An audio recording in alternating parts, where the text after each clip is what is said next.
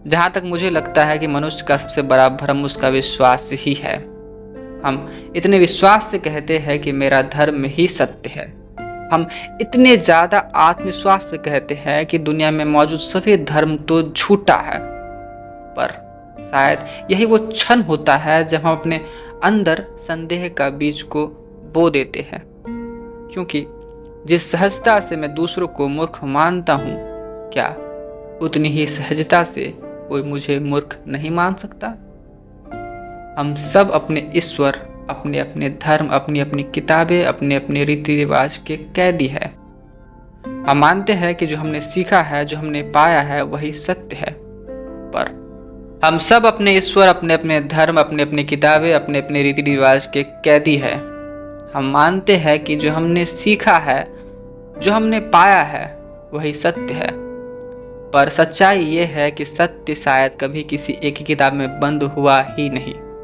वो तो हवा की तरह है जो सब में बहती है पर किसी की नहीं होती। सोचिए, अगर आप अरब में पैदा होते तो आप मुसलमान होते, अगर यूरोप में पैदा होते तो आप ईसाई होते, और अगर आप भारत में जन्म लेते हैं तो ज़्यादा संभावना है कि आप हिंदू ही हो, और अगर जन्म जंगल में होता तो शायद किसी देवता को आप जानते ही नहीं।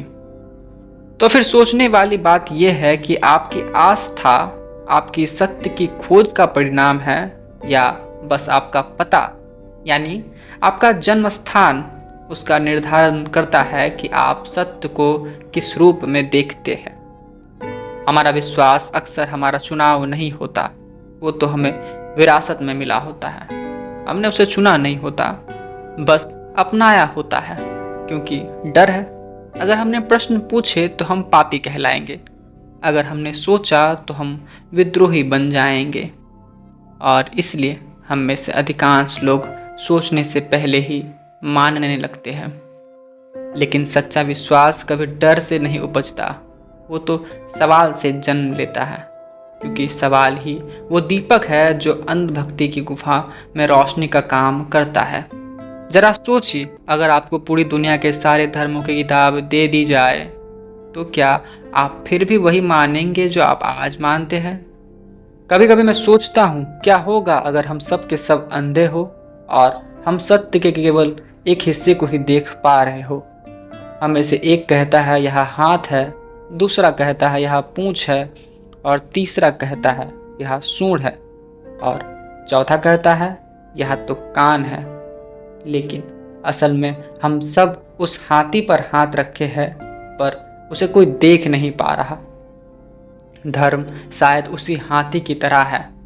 हर संस्कृति ने उसे अपने अपने नज़रों से देखा है, अपनी अपनी भाषा में लिखा है, अपनी अपनी परंपरा में पिरोया है, लेकिन किसी ने पूरा नहीं समझा।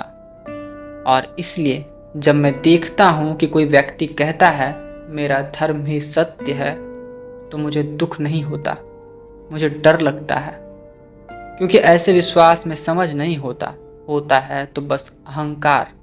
अहंकार कि मुझे सब पता है, और वही अहंकार हर युद्ध, हर नफरत, हर खून की जड़ होती है। और अगर ईश्वर है भी तो वह हमारी मान्यताओं पर निर्भर नहीं करेगा, वह तो सूर्य की तरह होगा। वो उस पर भी चमकेगा जो उस पर विश्वास करता है, और वो उस पर भी चमकेगा जो उस पर विश्वास नहीं करता है। चाहे हम पूजा करें या ना करें, चाहे हम कर्म करें या ना करें।